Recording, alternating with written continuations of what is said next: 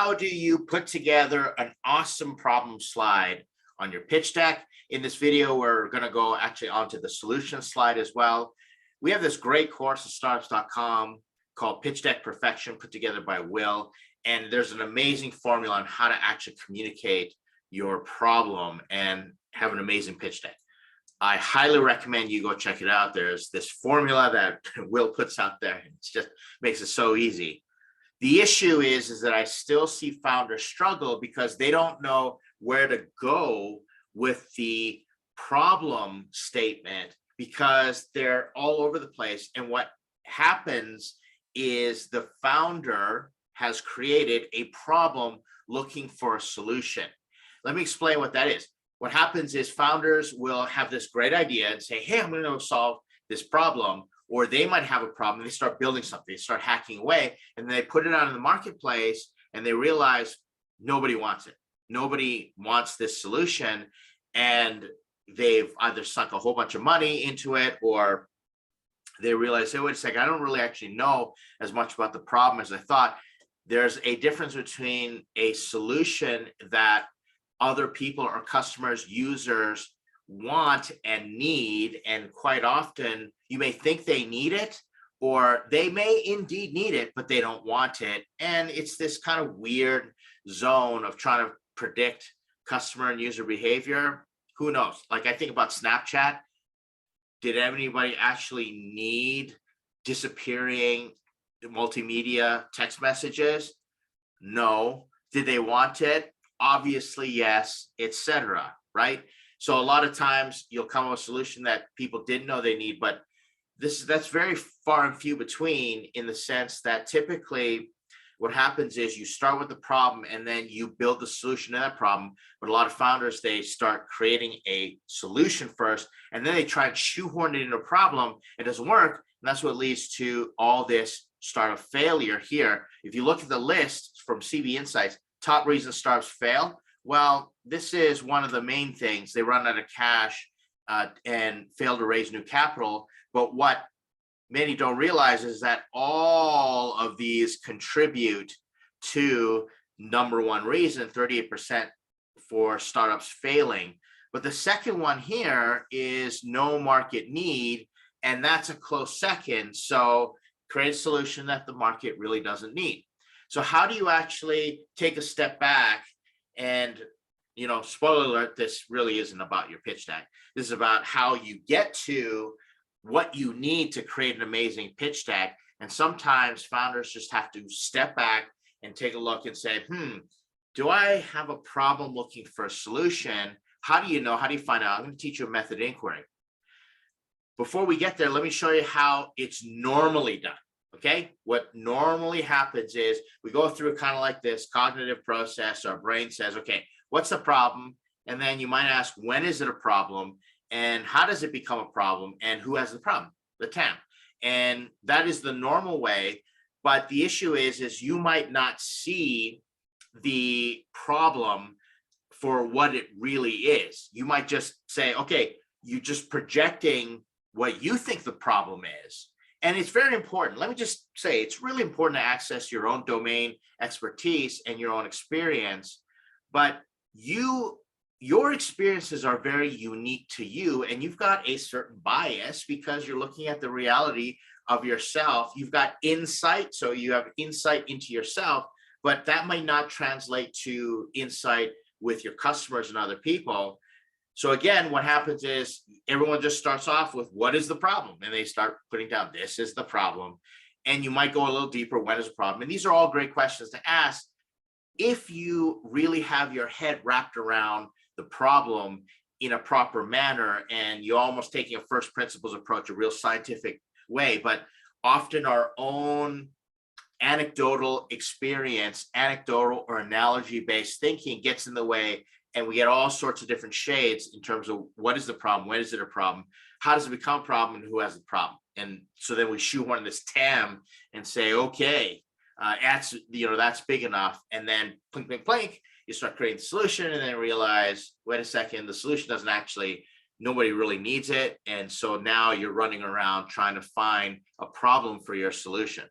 Here's how you do it. All you got to do is reverse the order. And the reason we don't do this is because it's actually pretty counterintuitive. And how you want to do it is you want to reverse it. First off, who has the problem?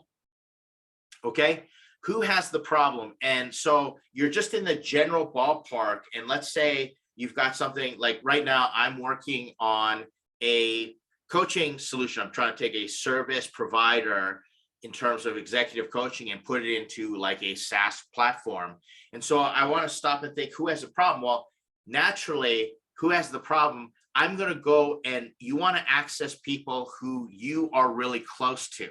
Okay. So what's important is you think about in terms of proximity. And when you do that, you can basically turn that to who has the problem to who has a problem. So I started thinking about, okay, who has the problem? And I just listed out all my previous executive coaching clients, and I began looking for the commonalities. So I pretty much took like a scientific approach, and I said, okay, I have a whole bunch of assumptions and certain biases about who has the problem, but I'm going to go look and say who has a problem, and I'm just going to scan around, and I'm going to look, and I'm going to start with proximity to me, because if they're close to me and I've worked with them before, well, I have a certain level of domain expertise with them. So I'm going to start with the who. So I'm going to go around and analyze the people, and just this starts us into customer discovery, personas, etc. Right? I did this with the gaming startup that we've been working on. I sat with an expert in the industry, and we started talking about who actually has the problem, and we started bouncing around to different people who play different types of games, etc. Right? Same thing with another startup where we're talking about how a startup is kind of like a social networking startup on how to curate and facilitate friendships and the competence of friendship and all of these things. And we started talking about who has the problem. And I began finding different statistics about people who say they don't have any close friends. I think it's 12 to 14% of Americans say they have no close friends. So I'm analyzing the who, and I'm just exploring who they are. All right. And who has the problem, who has a problem, and all the attributes when it comes to them.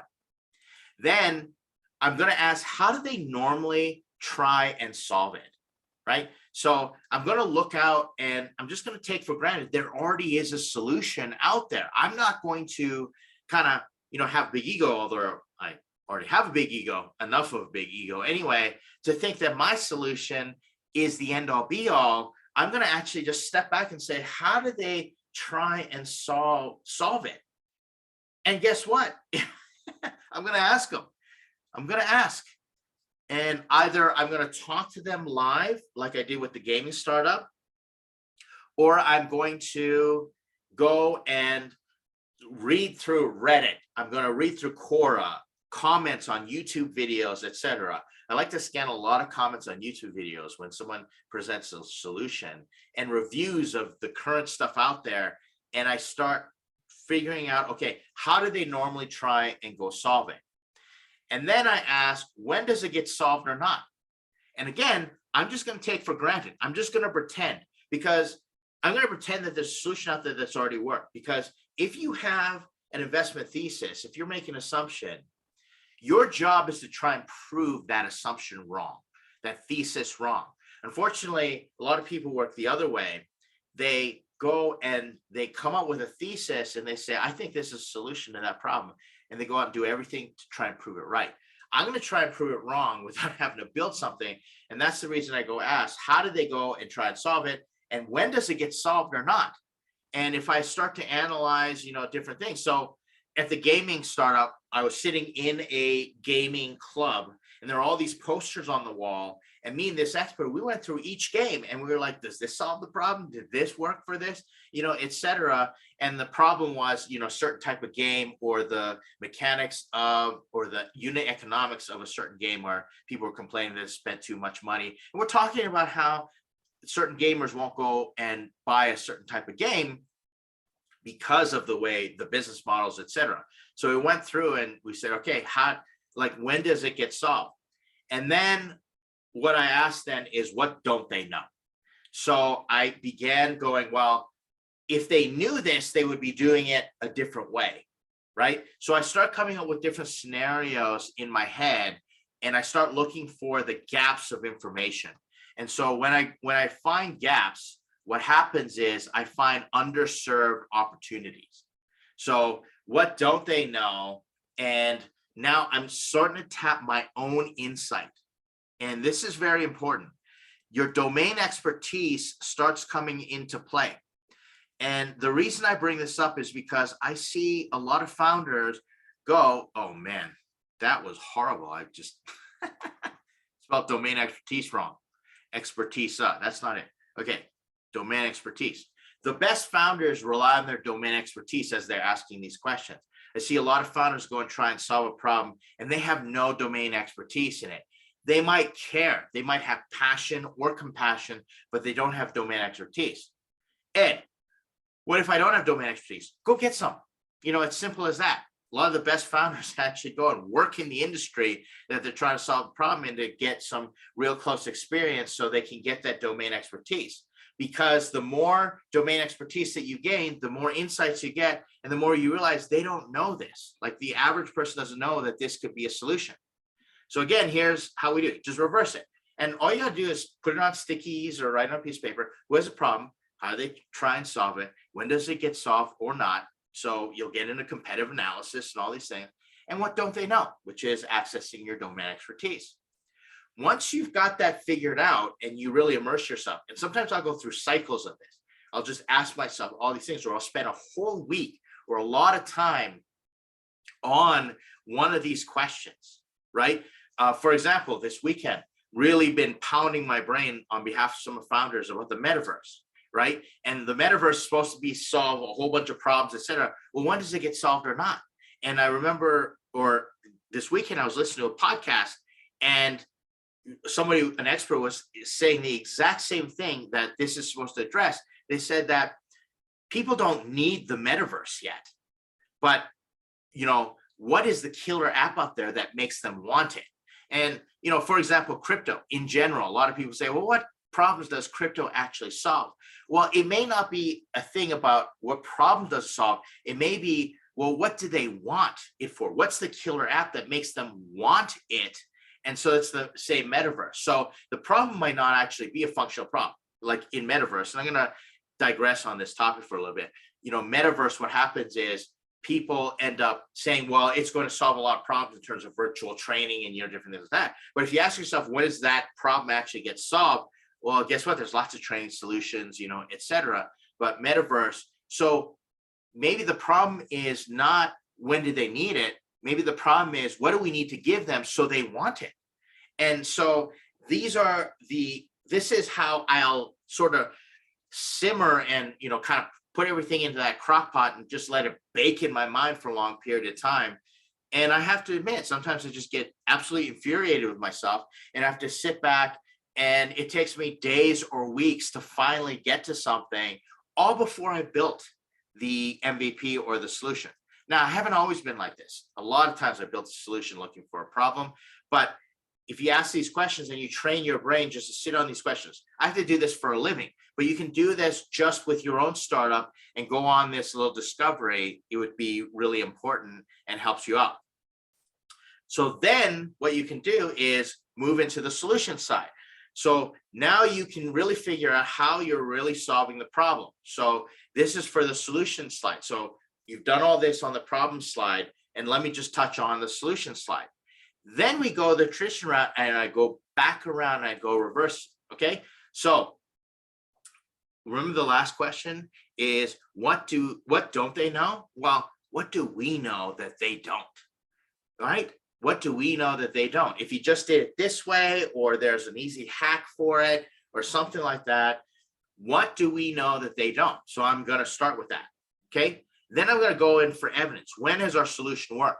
And this is important, because you might have all the assumptions in the world your solution is going to work, but if you really ask yourself, like a data scientist using first principles, and you say, when has my solution actually worked? If your answer is, I don't know, well, you got some work to do before you really start jumping in there, right? And if you've already got it working, you're going to see metrics, you're going to see traction and, different things, and you're going to go interview your customers, and you're going to realize how much, when the solution really worked. For example, in the gaming startup, I was chatting, and a lot of the stuff we talked about was attributed to COVID, the lockdowns. A lot of these solutions that these gaming companies were presenting was because COVID and everything got locked down, or coming out of COVID, the hunger for in-person gaming. It's one of these types of gaming startups that we're looking at. And then you ask, how did we get here? So what is the whole history of how we got to this type of solution? And go through your history, and you're going to see insights like, oh, remember we had this interview, we tried this feature, and things like that. And that's going to give you a solid inventory of what to focus on in terms of your solution. And then you can finally say, who does it work for? And this is where the rubber meets the road, if you will, or you start seeing alignment. Sometimes who has the problem and who it really works for are two completely different things. And you start analyzing what you've been doing and your history, and you go, wait a second. And then you're in this crazy making loop where one loop just feeds each other, and you start becoming informed, and you might have to go around this cycle over and over again to refine down and go into this inquiry mode where a lot of innovation happens at this stage. So there's my recommendation. Highly recommend. Go back through this video and write down these questions and just start asking them for yourself. The great part about this is asking the right questions will give you the process. May not get you the answers right away, but it's the process to get to the answers. And then you won't be in this 35% category where your startup fails and then contributes to 38% where you can't raise money or not making money and you run out of capital. You won't be in that percentage because you're going to make sure that you really are solving the right problem. Okay. You started with the problem and you're building a solution around that problem versus the other way around. All right. Hope that's helpful. Book us for office hours. We got all these workshops and different things happening in the startups.com ecosystem. Hope you enjoyed this video. Look forward to talking to you in the next one.